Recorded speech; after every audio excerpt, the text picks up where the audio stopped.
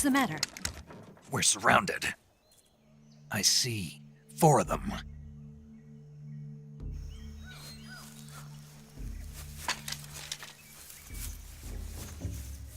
We've got company. It's the Ocelot unit. Let's get out of here. Hurry. Don't forget your gear. Here, give me a hand.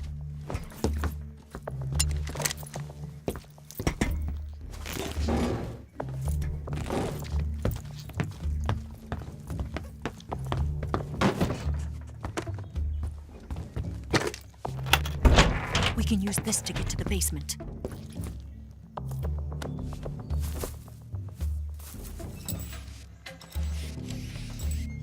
Damn it! Ocelot. I'll get past them on my bike. I'll call you later. Okay, I'll keep them busy. Huh? Don't go dying on me now.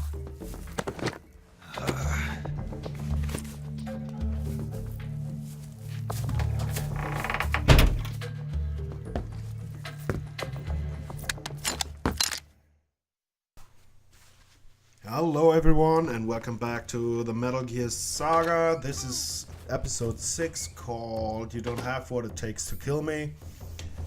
And now we are trying to hide and take out the Ocelot unit by just going into the basement here. That is basically the best option you have. You could just stand there and fight them. That is actually possible. You could actually kill them, I think. At least on normal difficulty, it's not that bad, I think. But I try to do it as sneaky as possible this playthrough, even though it doesn't quite work out. You see, there's a guy standing there in the grass.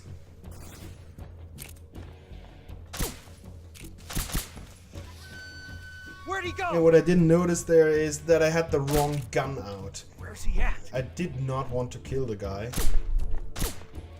But now that I started killing him, I finished it.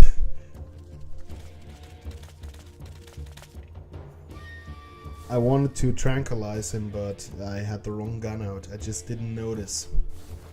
That sometimes happens. And then I thought, yeah, well, why not kill all of them? This is something I find rather annoying, actually. It's the...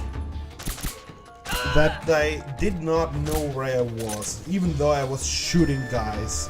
2 guys in the head. And then when I stopped shooting that one guy, then they trigger the alarm. It does not make sense. So I'm basically just trying to find a way out of this basement thing. But as you can probably hear, there's somebody walking inside the facility.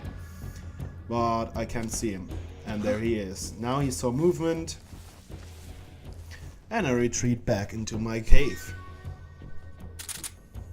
This is also something that I like about these sneaking games in general, that you have to adapt a lot. I think the game that perfectly does this is actually Phantom Pain, because the enemies can see you from quite far away, they react to any movement, and you can't just hide away from them. And caught again. Now some action!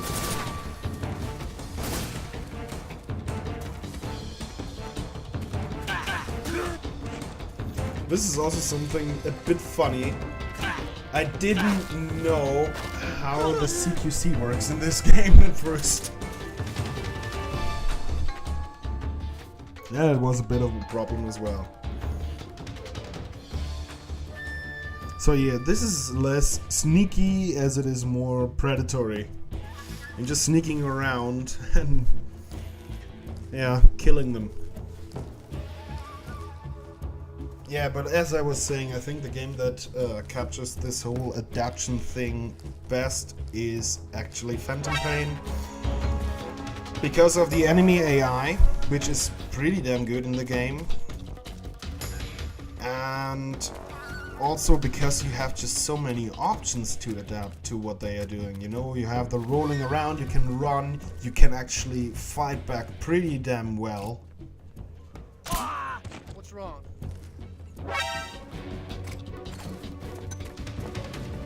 And also, this comes with the concept of this loadout thing that you have in Phantom Pain. If you go into a mission with camouflage that is not fitting the environment, you are gonna have to deal with that. That happens sometimes, that you start out in like a sandy area, but you end up in an area, in a cave for example, in which there's like red stones, and your camouflage is not going to be perfect, and you have to adapt to that then.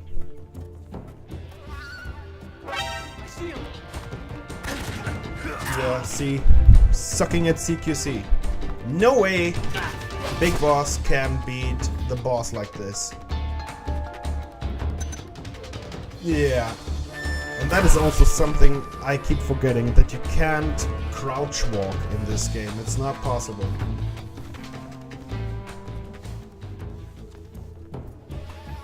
That is always something that is kind of hard to balance out with sneaking games, I think, from a developer perspective. It doesn't make sense that Snake can't crouch walk in this game. He's immobile as hell. And for a legendary soldier like him, that just doesn't make any sense.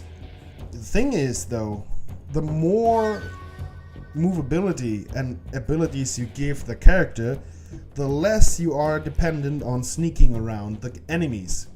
In this game, you have to sneak around the enemies because you are not quite as adept at fighting back. So that is actually good for the sneaking part of this game.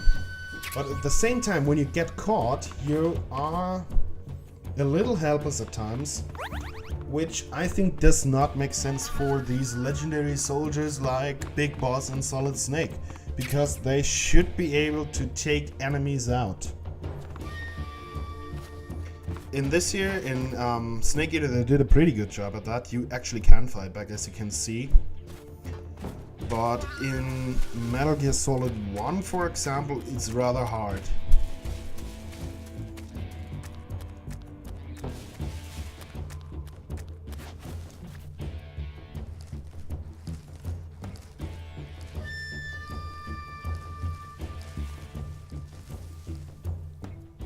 All in all, I think in this game they strike a pretty good balance with most things. With action, cutscenes, story, gameplay, the balance is very well in Metal Gear Solid 3, I think. Also, for a PS2 title, I think this game looks bloody damn good. They did some changes to the character models, but that's pretty much it. The game looked like this on PS2. And here's a cool cutscene now.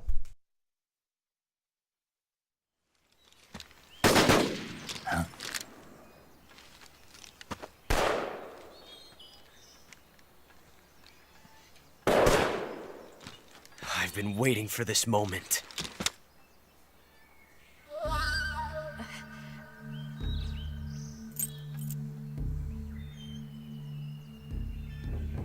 That's it! That's the stance! I don't think so.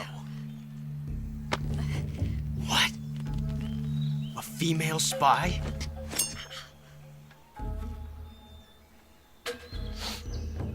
This bitch is wearing perfume. Stay where you are. I've had enough of your judo. I see you've got yourself a single-action army. That's right. There'll be no accidents this time. You call that an accident?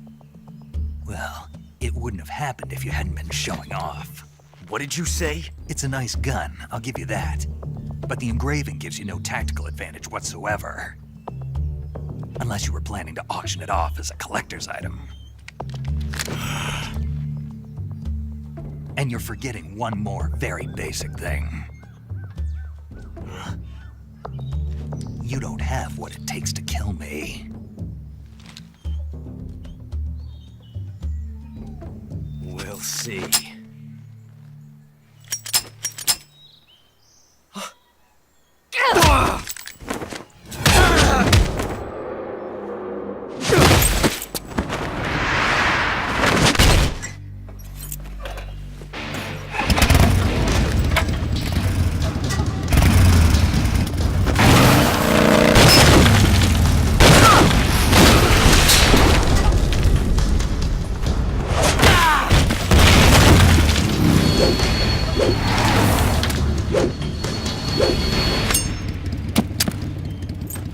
6 shots.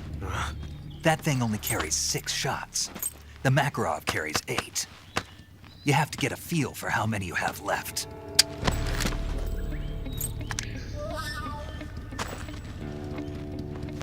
This is a high-class weapon. It's not meant for shooting people. Damn!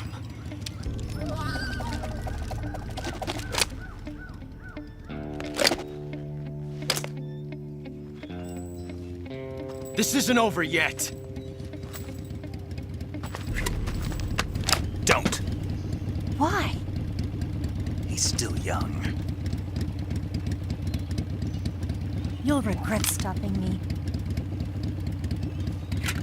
Damn it! I've got to get back before he does.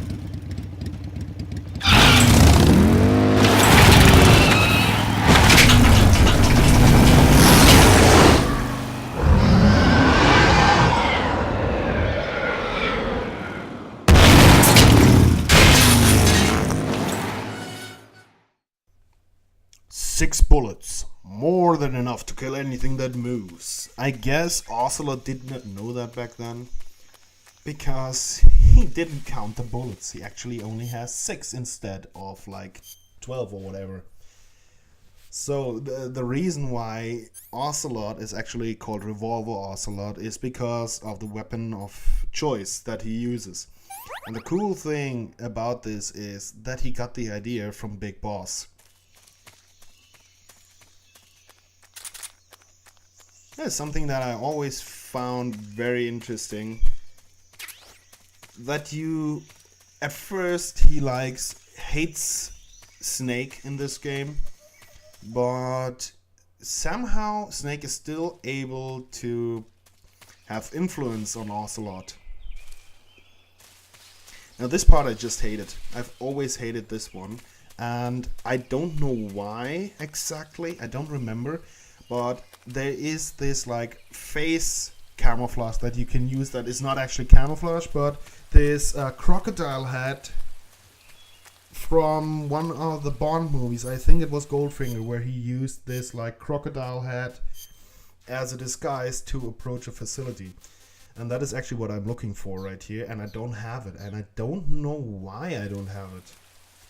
I'm not sure how you get it.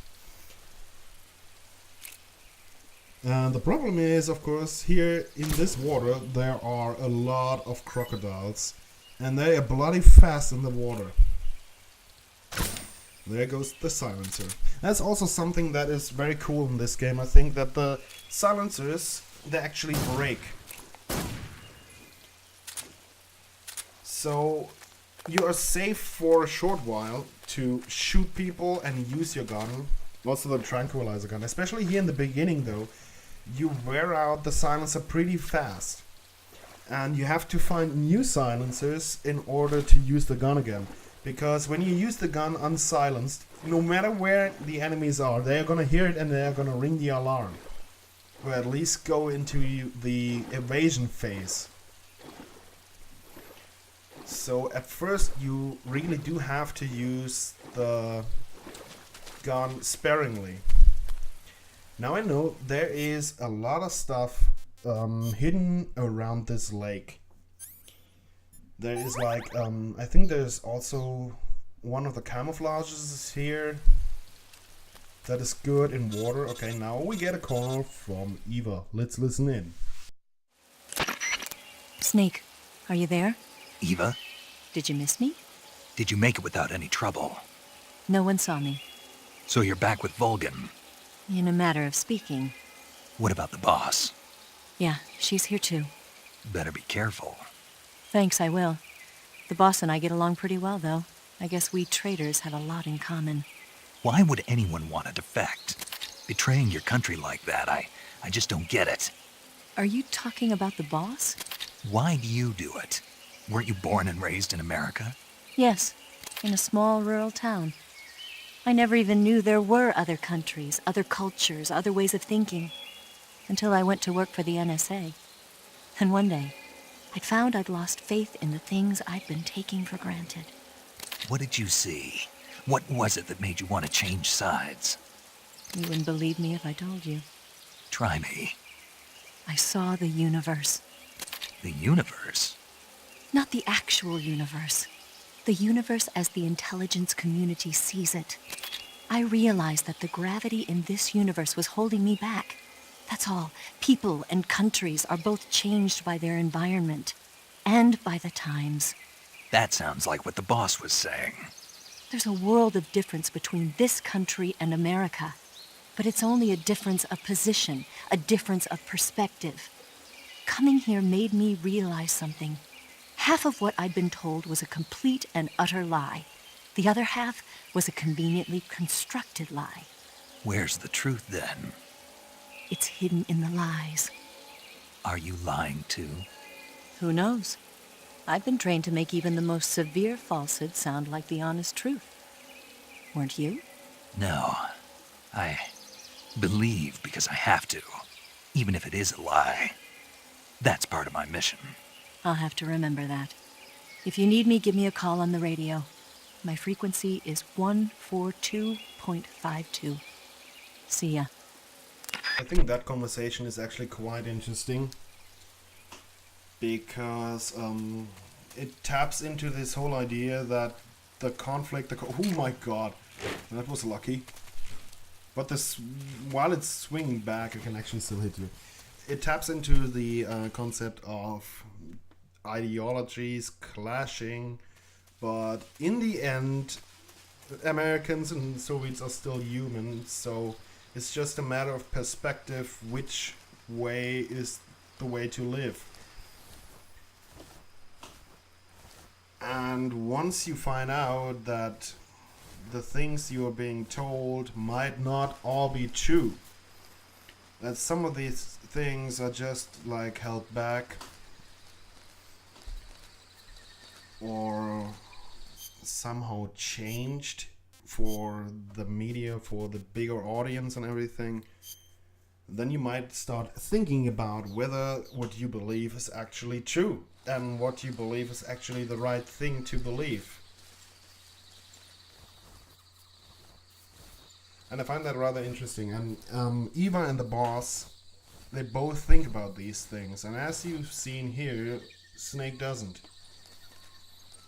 He is, in this time, just a soldier. He's saying, I don't even want to think about the things that my mission is doing. I don't want to think about the consequences because that's just too much for me. I can't concentrate on the mission while thinking about the grander scheme of things. It's just not what being a soldier is about. That is what he is thinking here, in this time and in this place. And that also gives you the feeling and the idea that with everything that is gonna happen later in the series with Big Boss, you know, he is going to be a bad guy. In the original Metal Gear and Metal Gear 2 on the MSX system, that is like the counterpart for the NES, developed by Konami, and their Big Boss is actually the villain. And when you look at this game and what he's saying, he's not a bad guy, is he? He's just doing what he's being told. Whether he likes it or not, he does not think about it. He's just a tool. He's just a tool of the government.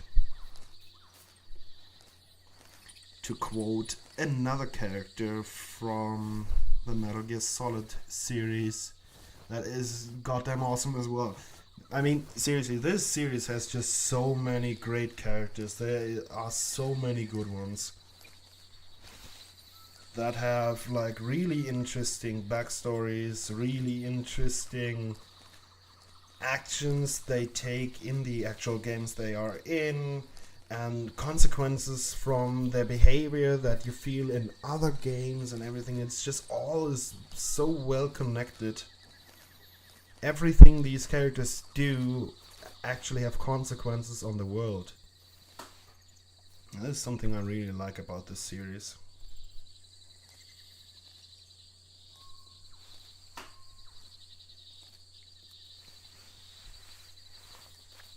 Yeah, I think I'm looking for the way here right now. this is actually one of the biggest areas this game has. And the stupid thing is they're all everywhere. There are these like fences, electrical fences, and I'm looking for the gaps in the fences. But I think there's one that you have to jump over by climbing a tree. And also I have a bit of a problem with the dog. Don't you just hate dogs in games? I mean, dogs are like the coolest animals out there, except for, of course, monkeys. But in video games, dogs are annoying as hell. Worst enemy type there is in any game, period. Like, for example, do you know the dogs in Dark Souls? Do you know the dogs in Bloodborne? Do you know the fucking dogs in Call of Duty or in Splinter Cell or in any fucking game? They are terrible. Often enough, the developers kind of have this sadistic idea that if a dog grabs you, you're going to be dead, whatever you do. And that is when the dogs are most annoying. Because you can't fucking shoot them, they're too quick, you don't see them, you don't hear them, and they're always on the ground, you can't see them. And then they make them kill you in one shot. I think I saw something. Oh, bad camouflage. Guess Yeah, I guess so too. See, here the problem is, I was a bit too enthusiastic with using the gun, and now I don't have a silencer, and I could really need a silencer here. The thing I don't actually know is why I don't use the tranquilizer gun, because I do have it. I guess I didn't know that I have it for some reason. And this right here is another colossal fuck up. Huh? Who's that? Yes, I'm pissed. I slit his throat. That is fucking brutal. I mean, Snake Eater really is really violent.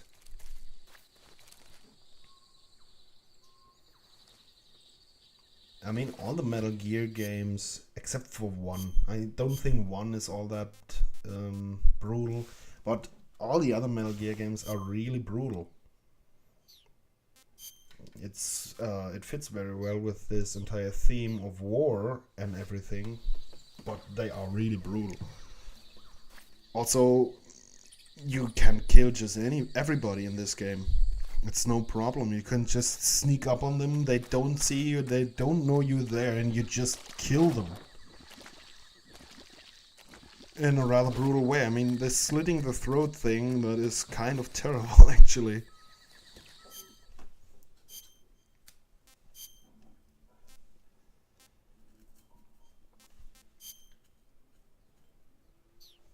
If I were to rank the games in terms of brutality, I think the most brutal one is, I think, definitely Phantom Pain. Phantom Pain has so many torture scenes, and there's like blood everywhere, and you can the concept of you can shoot just anybody because you can. I think Phantom Pain is the most brutal one, but I think next in line is Snake Eater. Snake Eater is fucking hardcore, which is another reason why the game is so good. See, I'm looking for the gap in the fence. Because later on in Snake Eater there is a scene that is just so brutal. Man, there's a scene that just tears me up every time I see it. It's just so goddamn violent.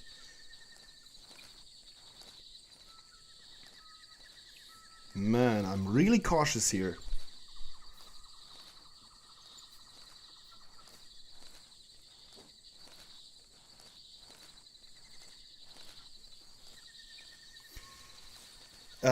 By the way, what I also like about this whole concept that Eva was talking about, which is basically about the things you perceive are not always the truth.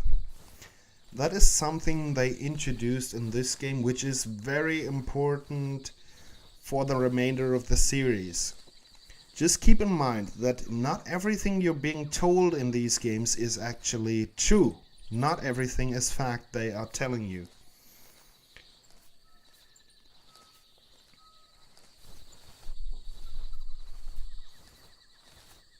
And sometimes while deciphering what is true and what is not, you can actually discover the truth about everything by putting your mind to it and figuring out how everything fits together. That is something they do a lot. I mean, they over-explain some parts, especially in Metal Gear Solid 4. They over-explain too much. But in general, they leave some gaps in the greater scheme of things. They keep it off the camera in order to make you think about it.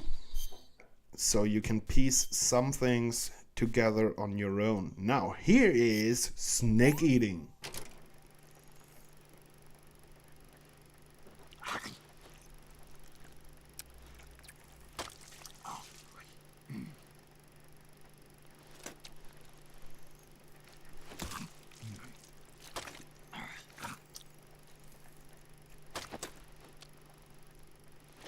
It's just so crazy how he's ripping into the snake thing there. Ugh. Disgusting. I hate snakes. Tasty. Yeah, David Hayter is great as Snake. I really like David Hayter. I like him actually better than Kiefer Sutherland, even though I think that Big Boss shouldn't have the same voice as Solid Snake. Yes, they are clones, but they are not the same people. So the voice shouldn't be the same. That is something I actually like that they did that in Phantom Pain. A lot of people complain about Kiefer Sutherland, that he's not as good as David Hayter. Freeze. I mean, I agree, he is not as good as David Hayter. I like David Hayter way more. But at the same time, I think in that instant, it's more important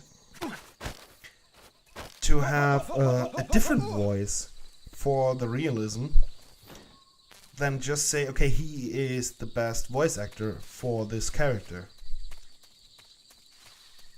Alright, we are at the end of this episode. We are going to continue tomorrow. See you soon.